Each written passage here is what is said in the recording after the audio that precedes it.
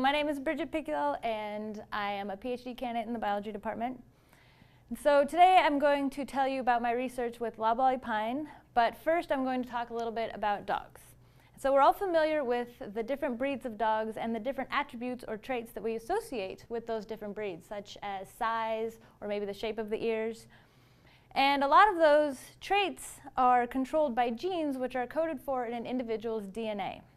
And when we consider that a lot of these traits that we're interested in are quantitative, or they're controlled by multiple genes, and many genes themselves are pleiotropic, or they influence multiple traits, it's not unsurprising that we often see sort of an interconnection or a correlation between traits.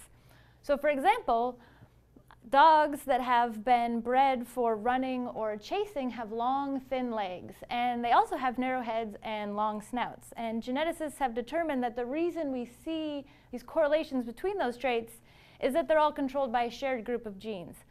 So while selection was for speed, which requires the long, thin legs, the other two traits sort of got pulled along with them because of that shared group of genes. And what I study are trait correlations in loblolly pine. And loblolly pine is a species of pine that's found throughout the southeastern United States in both natural populations and agriculturally managed plantations.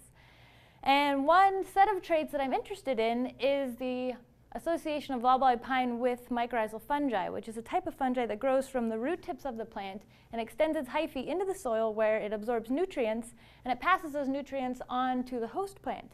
And the host plant in turn passes sugars down to the fungi, and so they form this symbiotic relationship. And loblolly pine also associates with another group of fungi in the form of fungal pathogens. And these are fungal pathogens that cause things like pine decline or fusiform rust disease. And these are having a really detrimental effect on loblolly populations across the southeastern United States. So there's a lot of interest in mitigating the effects of these. And what I have found with my research is that there are correlations between the association that loblolly pine makes with these mycorrhizal fungi and whether or not the pines are resistant or susceptible to the fungal pathogens causing either pine decline or fusiform rust disease.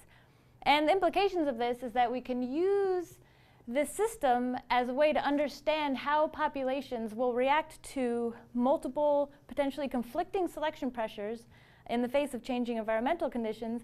And additionally, the Forest Service and paper industries have been selectively breeding pines for different traits such as growth rate or resistance to different pathogens. So before we go too far, we're going to need to see how such directed breeding efforts, like if we're breeding only for resistance to certain fungal pathogens, how is that indirectly affecting other traits such as the association with beneficial fungi indirectly through the shared genes that are controlling them?